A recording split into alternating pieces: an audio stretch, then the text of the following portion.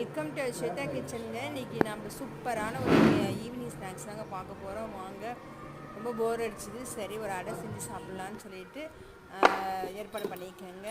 வாங்க வீடியோக்குள்ளே போகலாம். ஒரு சின்ன டம்ளர் கேழ்வரகு மாவு, அது திட்டமான உப்பு போட்டு வச்சுட்டேன். அதுக்கப்புறம் ஒரு வெங்காயம், ஒரு பச்சை மிளகா, ஒரு 4 இனுக்கு முருங்கைக்கீரைங்க. நம்ம வீட்டிலே மரம் இருக்குது, அதனால் 4 இனுக்கு பறிச்சுட்டேன், உருகி வச்சுருக்கேன். இப்போ நெய் ஊற்றி யூஸ்வலாக எண்ணெய் தான் ஊற்றி வதக்குவேன்.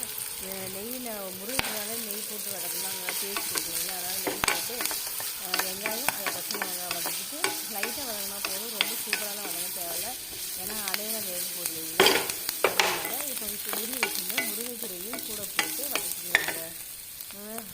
ஈவினிங்கில் வந்துட்டு கேழ்வரகு அடை, புட்டு எல்லாமே சாப்பிட்லாம். கேழ்வரகுல கூழ், அடை, புட்டு, தோசை இதெல்லாம் சாப்பிட்டா நம்ம நல்ல நியூட்ரிஷன் அயன் கிடைக்கும்.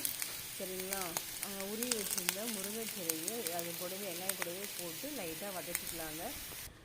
முருங்கைக்கீரை ஒரு அயனு, கேழ்வரகு அயனு. அதுக்கு நான் சைடிஷ் வந்துட்டு நாட்டு சக்கரை தான் வைக்க போகிறேன், அதுவும் அயனுங்க. அது மாதிரி அடிக்கடி இந்த மாதிரி சாப்பிட்டா நல்லா அயன் சத்து கிடைக்கும் இல்லைங்களா. நம்ம உடம்புல அயன் சத்து இருந்தாலும் எந்த டிசீஸும் வராதுங்க, எந்த பிரச்சனையும் வராது. சரிங்களா. அதனால் அடிக்கடி செஞ்சு சாப்பிடுங்க ஃப்ரெண்ட்ஸ். பாருங்கள், அந்த மாவு போட்டு வச்சு நல்லா உப்பு போட்டு அது கூடவே இந்த வதக்கின முருங்கைக்கீரையை வெங்காயம் பச்சை மிளகாய் போட்டு லைட்டாக தண்ணி ஊற்றி பிசைஞ்சு அந்த வெள்ளை துணி போட்டு அதில் இப்படி கட்டி எடுத்து தோசைக்கல்லில் போட்டு லைட்டாக எண்ணெய் ஊற்றி நம்ம திருப்பி போட்டு வேகத்துலேருந்து எடுத்து வச்சுருக்காங்க. அவ்வளோதாங்க அடை. ரெடி வச்சுருக்கீங்களா. இதே மாதிரி தான் எல்லா அடையும் போட்டு எடுத்துக்கணும். ஓகேங்களா. ஈவினிங் ஸ்நாக்ஸாக பசங்களுக்கு ஸ்கூலுக்கு வந்து கொடுக்கலாம், நம்மளும் சாப்பிட்லாம். சரிங்களா. உங்களுக்கு இதே மாதிரி நீங்களும் நம்ம வீட்டில் செஞ்சு பாருங்கள். ரொம்ப சிம்பிள் தான், ரொம்ப கம்மியான இன்க்ரீடியன்ட்டுங்க, ரொம்ப அதிகமாக ஒன்றுமே கிடையாதுங்க. ஈஸியாக சட்டுன்னு 5 நிமிஷம் செஞ்சுருவாங்க. இந்த தொட்டுக்கு வந்துட்டு நம்ம நாட்டு சர்க்கரை இல்லைன்னா நம்ம அது எதுவுமே வேணாம் அப்படின்னாக்கா வெறும் அடை கூட சாப்பிட்லாம். அதுவே நல்லா டேஸ்ட்டாக தான் இருக்கும், ஏன்னா வெங்காயம் எல்லாமே போட்டுருக்கீங்களா. ஓகேங்களா.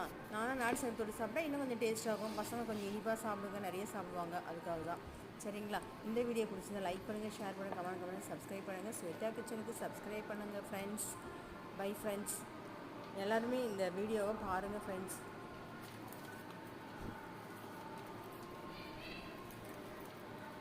சூப்பராக இருக்குங்க, பார்க்கவே அழகாக இருக்குது பாருங்கள். அடையும் நாட்டு சர்க்கரையும் நீங்களும் இதேவே சாப்பிடுங்க ஃப்ரெண்ட்ஸ்.